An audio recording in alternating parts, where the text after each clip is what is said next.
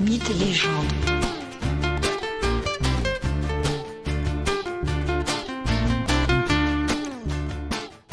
Bonjour à tous et bienvenue dans ce nouvel épisode de Mythes et légendes. Épisode consacré aujourd'hui aux différentes légendes attachées au mont Saint-Michel. La première que je vais vous raconter est celle qui oppose l'archange Michel et Satan, le diable en personne. Les deux créatures se lancent un défi à celui qui réalisera la construction la plus spectaculaire. Satan a de l'avance dans la compétition. Il vient en effet de faire un superbe château sur le mont. L'archange Michel est conscient de la grande beauté de la réalisation de Satan. Le mont, ainsi doté de son palais, trône majestueusement dans la baie. L'archange Michel se rend donc au mont Dol, un peu plus loin, et se retrousse les manches. En une seule nuit, il y construit un grandiose palais de cristal dont les murs translucides reflètent par endroits les rayons du soleil. La pureté du palais, sa magnificence et sa taille impressionnent Satan, qui rentre dans une colère noire. De rage, le diable décide alors de détruire sa réalisation, le palais construit sur le mont, avouant par là même sa défaite. Mais l'archange Michel propose alors à Satan d'échanger les deux constructions. Puisque le palais de cristal te plaît, prends-le, et en échange, tu me donnes celui du mont. Satan n'hésite pas un instant et accepte l'échange. Cependant, très vite, il comprend qu'il vient d'être joué par l'archange Michel. En effet, les murs du palais de cristal, ces remparts, sont en réalité faits de glace et non de cristal. Voilà qu'ils fondent à la chaleur du soleil montant dans le ciel. Satan, épouvantablement humilié et dépouillé, décide de tuer l'archange Michel et un violent combat s'engage entre les deux créatures. L'archange sort finalement victorieux de la lutte après avoir frappé le sol de son épée et ouvert une brèche, une faille dans laquelle il parvient à faire tomber Satan. Celui-ci y disparaît. En complément de cette légende, un élément de la légende arthurienne concerne le mont Dol, là où l'archange Michel aurait construit le palais de cristal. C'est dans la caverne du mont Dol que la fée Viviane aurait enfermé définitivement Merlin. Il devrait donc, en toute logique, encore s'y trouver.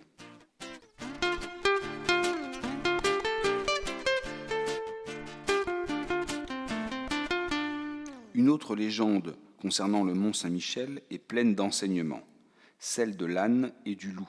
On croirait presque à une fable de La Fontaine. L'histoire est la suivante.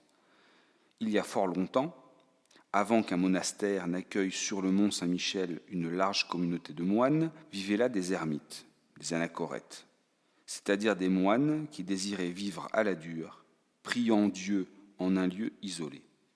Cependant, l'homme ne vit pas que de prières, il lui faut bien manger. Or, un prêtre d'un village voisin avait pris pour habitude d'aider les ermites du mont en leur envoyant régulièrement un âne chargé de victuailles. Ils étaient ainsi ravitaillés et pouvaient se consacrer à la prière et aux louanges de Dieu.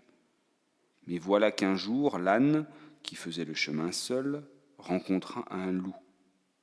Ce dernier profita de cette opportune rencontre pour apaiser sa faim. Aussi, il attaqua et tua l'âne. Les ermites ne furent donc point ravitaillés, la faim les tenaillèrent bientôt. Ils priaient Dieu de leur venir en aide. Les jours passaient, et nul ravitaillement ne leur arrivait. Mais Dieu ne pouvait laisser les ermites sans leur venir en aide un tant soit peu. Aussi il ordonna au loup d'aller trouver les hommes du mont. Un matin, les moines virent le loup se présenter à eux. Ils comprirent ce qui était arrivé à l'âne. Ils ordonnèrent alors au loup de faire le travail de l'âne qu'il avait dévoré. Désormais, le loup fut chargé de porter la nourriture aux moines. Cette alliance entre les moines et le loup dura jusqu'à la mort du canidé, qui fut aimé et protégé par les habitants de la région. La place du loup parmi les hommes est ici difficile, mais finalement apaisée. De même, celui qui fait le mal doit se racheter. Cette légende est exemplaire pour les populations d'alors qui font de la pénitence une réponse très fréquente au conflit.